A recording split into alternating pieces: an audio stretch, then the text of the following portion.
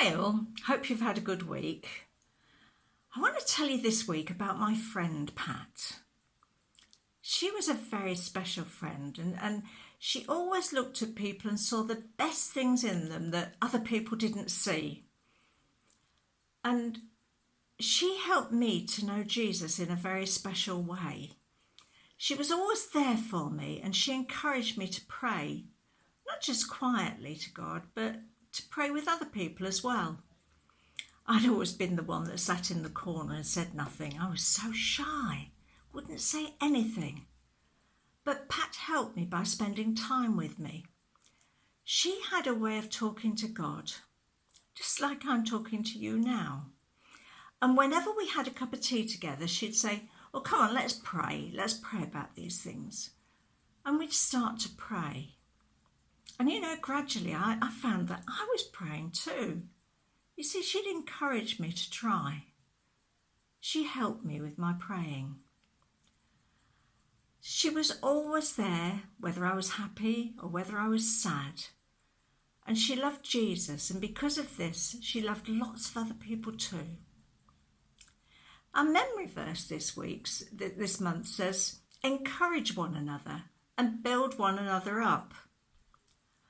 Paul knew what it was like to be encouraged. After he became a follower of Jesus, he wanted to tell everybody in Damascus all about him. But the Jewish leaders didn't like this and they decided they wanted to kill him.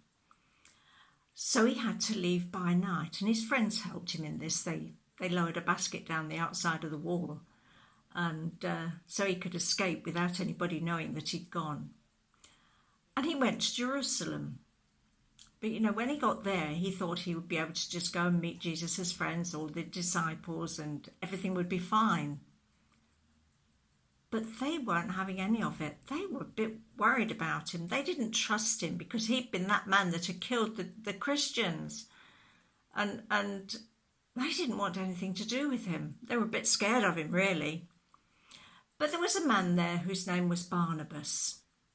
And he knew all about Paul. He'd heard, and he went to the apostles and he said, "Look, he's a changed man.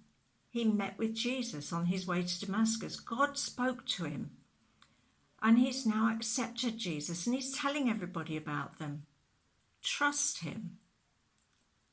And so the apostles did, and Paul became one of them. And he was able to tell people about Jesus there too, until he had to leave there suddenly because the Jews didn't like that either.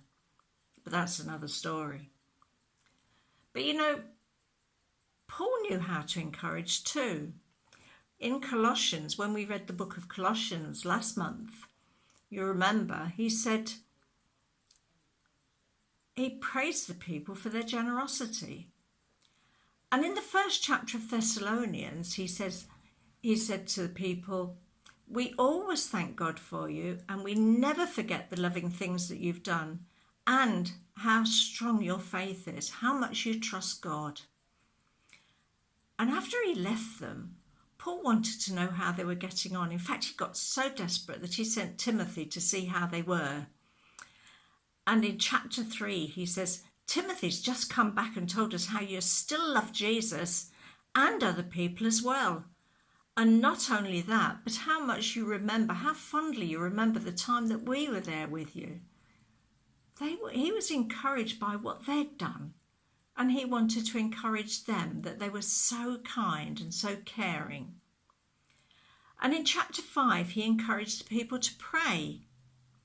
He said, "Always keep on praying and always be thankful no matter what happens."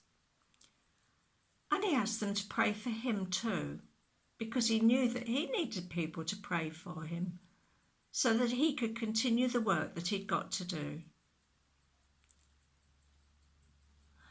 I wonder who's encouraged or helped you. I wonder who you could help or encourage. How can you do this? Have a think about it. Have a good week. Stay safe and be blessed. Bye.